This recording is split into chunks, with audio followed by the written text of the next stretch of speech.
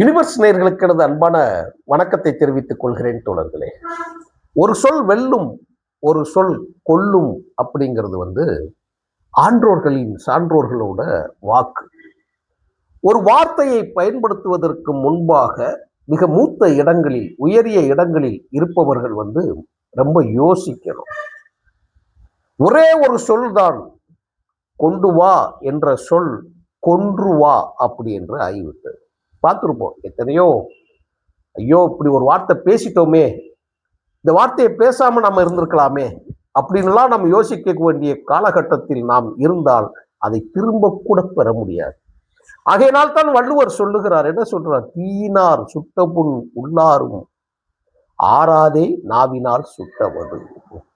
வாழ்த்துக்களையும் வசவுகளையும் நீங்கள் திரும்ப பெற்று எடுத்து விட முடியாது. அது ரொம்ப முக்கியமானது. ஏன் இவ்வளவு தூரம் விளக்கம் போட்டு அறுக்குறீங்கன்னா கேட்டுறாதீங்க. இன்னைக்கு இப்போ இந்த காணொளி பதிவு செய்து கொண்டு இருக்கக்கூடிய 1 மணி நேரத்துக்கு முன்பாக திரு ஆதவ் அர்ஜுனா ஒரு பேச்சு பேசியிருக்கிறார். மறுமலர்ச்சி திமுகவின் பொதுச் செயலாளர் தலைவர் வைகோ அவர்களுக்கு ஏபிஜே அப்துல் கலாம் விருது கொடுக்கும் நிகழ்வில் ஆதவ் அர்ஜுனா, அமைச்சர் ஆதவ் அர்ஜுனா ஒரு சொல் பேசுறாரு. என்ன வார்த்தைன்னு பேசுங்க. தேர்தலை பத்தி எல்லாம் இன்னைக்கு கவலைப்படாதீங்க அவர் சொல்றார். அதை நான் பிரேக்கிங் கார்டோட சொல்றேன், வீடியோக்கள் இதுகளில் காட்ட முடியாது, நான் சொல்றேன். இனி எதிர்காலத்தில் எந்த தேர்தல் வந்தாலும் 65% நமது கூட்டணி வெற்றி பெறும். எழுதி வைத்துக் கொள்ளுங்கள். இந்த வார்த்தை என்ன வார்த்தைன்னு பார்த்துக்கோங்க. இனி எதிர்காலத்தில் 2026க்கு இந்த ஜூனுக்கு பிறகு, ஜூலைக்கு பிறகு எல்லாம், அப்ப எத்தனை காலம் முடிவெல்லாம் கிடையாது. விஜய் யோசிக்கணும். முதலமைச்சர் நடிகராக இருந்த விஜய் முதலமைச்சராக ஆன பிறகு அவர் இன்னும் பேசவில்லை. ஆனால் இந்த சொல் என்ன பொருள் அப்படிங்கிறத புரிஞ்சுக்கணும். இது ஆதவர்ஜுனாவின் பேச்சு அல்ல, முதலமைச்சர் விஜய்க்கு உண்டான பேச்சு. நான் காரணத்தை நான் சொல்றேன். நான் இதெல்லாம் எதிர்கட்சிகள் பற்றியெல்லாம் நீங்க கவலைப்படாதீங்க, நேரத்தை வீணாக்காதீங்க சொல்றாப்புல ஆதவர்ஜுனா பேசுறார். சபாநாயகர் இருக்கிற மேடையில, தலைவர்கள் இருக்க மேடையில, வைகோ அவர்கள் ஏற்புரை ஏற்க இருந்த நேரத்துல சொல்றாங்க, எதிர்கட்சிகள் இருக்கிறத பத்திலாம் நீங்க கவலைப்படாதீங்க. இப்படி நினைச்சுத்தான் ஸ்டாலின் இன்று தோல்வியில் அம்பலப்பட்டு, அசிங்கப்பட்டு வெளியில் வர முடியாத ஒரு நிலையில் இருக்கிறார் என்பதை ஆதவர்ஜுனாவும் முதலமைச்சர் விஜயும் தமிழக வெற்றி கழகமும் புரிந்து கொள்ள வேண்டும். இப்படித்தான் ஸ்டாலின் ரொம்ப அசால்ட்டா நினைச்சாரு. நம்மை வெற்றி கொள்வதற்கு யாரும் கிடையாது, நம்மளை எதிர்த்து கேள்வி கேட்க கூட நாதி கிடையாது. மறுமலர்ச்சி திமுக, கம்யூனிஸ்ட், இந்திய கம்யூனிஸ்ட், விடுதலை சிறுத்தைகள், முஸ்லிம் லீக், இன்னும் பிற சாதிய அமைப்புகள் அத்தனை பேர் நம் கைக்குள் நம்மை கேள்வி கேட்கக்கூட அதிகாரம் கட்சிகளுக்கே கிடையாது என்று வைத்திருந்தார். கட்சிகளுக்கே நாங்க கொடுக்கல, எல்லாமே மக்களுக்கு 4000 கொடுத்துட்டோம், 5000 கொடுத்துட்டோம். கல்லூரி மாணவர்களுக்கு 1000 ரூபாய் கொடுக்கிறோம், மாசம் 1000 ரூபாய் கொடுக்கிறோம், மாசம் 1000 ரூபாய் பெண்கள் மேம்பாட்டு திட்டத்துல நாங்க கொடுத்துடுறோம். அதனால எங்களை யாரும் செய்ய முடியாது. அப்ப மாணவர்களுக்கு அதையும் நாங்க கொடுத்துட்டோம், எங்களை யாரும் செய்ய முடியாது. விஜய் யோசிக்கணும். பெண்களுக்கு பஸ், இலவச பஸ், கிராமங்கள்ல இருந்து நகரங்களுக்கு போய்க்கலாம். கிராமிய பஸ்கள்ல இருந்து நீங்க எங்க விரும்புறீங்களோ அந்த பஸ்ல ஒதுக்கப்பட்ட பேருந்துகளில் போய்க்கலாம், டிக்கெட் கிடையாது. இனிமேல் எங்களை யாரும் செய்ய முடியாது, பெண்கள் எங்களுக்குத்தான். ஆதவர்ஜுனா அவர்களுக்கும் மூலமாக நடிகர் முதலமைச்சர் விஜய்க்கு நான் சொல்லுகிறேன், வார்த்தைகளை பார்த்து கவனப்படுத்துங்கள். எங்களை எதுக்கு ஆள் கிடையாதுன்னு சொன்னவங்க எல்லாம் மண்ணுக்குள் போய்விட்டார்கள். நாம் வாழும் கட்டத்தில் நான் ஒன்றும் வெளிமாநில அரசியலும் தேசிய அரசியலும் உலக அரசியலெல்லாம் நான் பேச இந்த இடத்திற்கு வரவில்லை. 1000 காரணங்கள் என்னால் இந்த நொடி கூட என்னால் பேச முடியும். இப்படி பேசியவர்கள் எல்லாம் தலைகள் உருண்டு இருக்கிறது, மகுடங்கள் சாய்ந்து இருக்கிறது. ஆனால் இன்று அந்த பேச்சை பேசி இருக்கிறார் அவர். பஸ் ஃப்ரீ, எங்களை என்ன கேட்கிறது? நீங்க எல்லாரையும் நம்ப வச்சுட்டாங்க. அறிவியலில் பொருளாதாரத்தில் சிறந்த நிபுணர்கள் அனைவரும் எங்கள் கையில். நீங்க யாரும் எதுவும் செய்ய முடியாது. எல்லாரும் வாயை ஆஃப் பண்ணிட்டாங்க, மூச்சு விடாம எல்லாம் பண்ணிட்டாங்க. மக்கள் இது என்ன ரியாக்ட் பண்ண போறாங்கன்னு தெரியல. பட் ஆனால் ஊழல் கீழ்மட்டம் வரை இருந்ததை அவர்கள் கவனிக்கவில்லை. அதுவும் போக தன் மீது மிகுந்த நம்பிக்கையும் தன் செயல்கள் மீது மிகுந்த நம்பிக்கையும் ஸ்டாலின் வைத்ததினால் உருண்டு கீழே போனார்.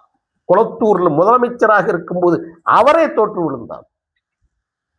அதை வச்சுதான் விஜய் பேசினாரு. கொத்து புரோட்டா போட்டவங்க 5 நிமிஷம் பேச்சுக்கே கொத்து புரோட்டா போட்டாங்கன்னு பேசினாங்க. அதை விஜய் பேசிடலாம். ஆனா இனி எதிர்க்க ஆள் இல்லை என்கின்ற சொல்லு இருக்கு இல்லையா, ஆபத்தானவை. எச்சரிக்கிறேன், வெளிப்படையாக எச்சரிக்கிறேன், நல்லதற்காகத்தான் எச்சரிக்கிறேன். சொல்றான் பாருங்க, அடுத்து சொல்றாரு பாருங்க. அந்த அளவிற்கு ஆப்போசிட்ல யாருமே கிடையாது. எந்த அளவுக்கு ஆப்போசிட்ல யாரும் கிடையாது? அப்படி பேசின திமுக இன்னைக்கு அப்படியே இருக்கு. இதே வார்த்தையை சொல்லிய ஜெயலலிதா அவர்கள் அந்த கட்சி அதிமுக அப்படியே இருக்கு. பேசிய ஜெயலலிதா 5 ஆண்டுகளுக்குள் இந்த பூமியில் இல்லை. அப்படி டெல்லியில் பேசிய கருணாநிதி அவர்கள் இந்த பூமியிலே இல்லை. டெல்லிக்கு கலைஞர் போயிருந்தாப்புல, கருணாநிதி போயிருந்தாப்புல, போய் பேசிக்கிட்டு இருந்தாங்க. பத்திரிகையாளர்கள் கேட்கிறாங்க ஒரு கேள்வி, அரசியல் கட்சிகளை கேட்கிறாங்க. அப்ப அவர் சொன்ன வார்த்தை, கண்ணுக்கு எட்டிய தூரம் பார்க்கிறேன், எனக்கு அவங்க யாருமே தெரியலையே, எந்த கட்சிகளும் இல்லைன்னு டெல்லி ஏர்போர்ட்ல வச்சு. ஆனால் அப்படி பேசுகின்ற காலகட்டத்திலேயே திராவிட முன்னேற்ற கழகம் கூட்டணி கட்சிகளால் தான் ஆட்சியில் இருந்தது, மைனாரிட்டி கவர்மெண்டாக இருந்தது. கூட்டணி கட்சிகளோட அரவணைப்பில் இருந்து கொண்டு அவர் பேசிய அந்த வார்த்தையை மக்கள் ரசிக்கவில்லை. 2011 தூக்கி எறிந்தார்கள். எல்லா கட்சிகளும் புறக்கணித்தன. கருணாநிதி அவர்கள் மகள் கனிமொழி 2G ஊழல் வழக்கில் சிறைச்சாலைக்கு போனார். டெல்லி சிறைச்சாலையில் வைக்கப்பட்டார், திகார் சிறைச்சாலையில் வைக்கப்பட்டார். கருணாநிதியின் மந்திரி 2G ராஜாவும் பிடித்து சிறையில் தள்ளப்பட்டார், அவமானப்படுத்தப்பட்டார்கள். உலகம் முழுவதும் இப்படி ஒரு ஊழல் கட்சியா என்று பத்திரிகைகள் எழுதாத பத்திரிகைகளே கிடையாது. சந்தி சிரித்தது, ஆட்சி இழந்தது. அதற்கு பிறகு 40க்கு 40 தோற்றார்கள். நாடாளுமன்ற தேர்தல் ஒரு தொகுதி ஜெயிக்கலாம், 40க்கு 40 தோல்வி. திமுக 2016 பதறி அடிச்சுட்டு ஓடினாங்க, என்னென்னலாம் செஞ்சு பார்த்தாங்க. விஜயகாந்தை கட்சிக்குள் இழுத்து பழம் நழுவி பாலில் விழுகிறது, ஆட்சி எங்களிடம்தான் என்று நினைத்த காலத்தில் எல்லாம் காரித்துக்கு ஒரு கட்சி கூட்டணியில் கிடையாது, ஒரு கட்சி அதை சேர்க்கவே இல்லை. எல்லா கட்சிகளாலும் புறக்கணிக்கப்பட்ட ஒரு கட்சியாக திமுக இருந்தது என்பதுதான் உண்மை. என்ன சொன்னாரு? என்னை எதிர்க்கிறதுக்கு ஆளே இல்லைன்னு சொன்னார். போயிடுச்சு. 2016 தேர்தலில் கொஞ்சம் அப்படி முன்னாடியே ஜெயலலிதா அவர்கள் சொன்னாங்க, அதான் அந்த இடத்துல சொல்றேன், என்னை எதிர்ப்பதற்கு இனி இங்கே யாரும் இல்லை, கண்ணு கட்டிய தூரம் பார்க்கிறேன்னு சொல்லி அந்த வார்த்தையை ஜெயலலிதா அவர்கள் பயன்படுத்தினார். என்ன நடந்துச்சு? பேசிய 2 ஆண்டுகளுக்குள் ஆஸ்பத்திரிக்கு போயிட்டாங்க. ஒரு சொல் கொல்லும். நீங்க பேசுற வார்த்தைக்கு நீதான் பொறுப்பும் பார்க்கலாம். நீங்க என்ன வார்த்தை சொல்றீங்களோ அந்த வார்த்தைக்கு நீதான் பொறுப்பு. கோர்ட்ல போய் நிக்க வச்சிருவாங்க. பேசுவதற்கு முன்னால் கையில் புத்தகத்தை கொடுப்பாங்க. அது மதம் சார்ந்த புத்தகங்கள், நமக்கு உடன்பாடு இல்லை. அது சட்டத்தின் புத்தகங்களை வச்சு கையில வச்சு சத்தியம் வாங்கலாம். பகவத்கீதை இதுகளில் கொடுப்பாங்க. அது சொல்லுவாங்களாம், நான் சொல்லுவதெல்லாம் உண்மை, உண்மையை தவிர வேறு இல்லை அப்படின்னு சொல்லிட்டாங்கன்னா கோர்ட் வாக்குல பதிவு ஏறிடுச்சுன்னா அது திரும்பி வாங்க முடியாது. அது உங்கள் உயிரை காக்கிறதா, உயிரை எடுக்கிறதா, சிறைக்கு வெளியே வாரீர்களா, சிறையில் தள்ளப்படுகிறாள் என்று சொல்லுவதற்கு நீங்கள் சொல்லுகின்ற அந்த வார்த்தையே காரணமாக இருக்கும். மருத்துவத்திலேயே அப்படித்தான்.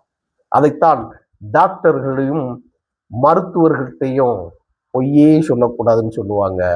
அதாவது டாக்டர் மருத்துவர் 2 இங்கிலீஷ்ல இதில் தமிழ்லையும் சொல்லிட்டேன். மருத்துவர்கள்ட்டையும் வக்கீல்கிட்டையும் பொய் சொல்லக்கூடாதுமா. ஏன்னா அது உயிர் சம்பந்தப்பட்டது, வாழ்வு சம்பந்தப்பட்டது என்பதனால் அதை சொல்லுவாங்க. அதே மாதிரிதான் அரசியலில் எனக்கு எதிரியே இல்லை என்று சொன்ன யாரும் நெப்போலியன் உள்ளிட்ட, அலெக்சாண்டர் உள்ளிட்ட, சீசர் உள்ளிட்ட, ஹிட்லர் உள்ளிட்ட, முசோலினி உள்ளிட்ட, இந்தியாவில் வேண்டாம் விட்டுருங்க, யாரும் அடுத்த 5 ஆண்டுகளுக்கு மேல் அவர்கள் நீடித்ததே கிடையாது. ஆதவ் அர்ஜுனா அவர்களுக்கு மூலமாக, அவருடைய சொல்லின் மூலமாக இனி எந்த தேர்தலில் எதிர்காலத்தில் வந்தாலும் 65% நாம் தான் ஆட்சியை பிடிப்போம் என்கின்ற வார்த்தையை இனி பயன்படுத்தாதீர்கள். காலம் உங்களை கொண்டு வந்து அமர வைத்திருக்கிறது, அதை தக்க வைத்துக் கொள்ளுங்கள், அதுதான் உங்களுக்கு நல்லது.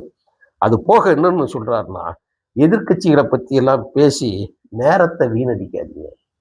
மிகவும் தப்பான வார்த்தை தோழரே, மிகவும் தப்பான வார்த்தை. அந்த அளவுக்கு ஆப்போசிட்ல ஒருத்தி யாரும் டேஞ்சரஸ் வேர்ட்,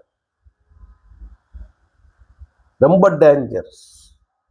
அண்ணாவை போல் கூறிய கத்தி உங்களிடம் திரும்பி இருக்கிறது.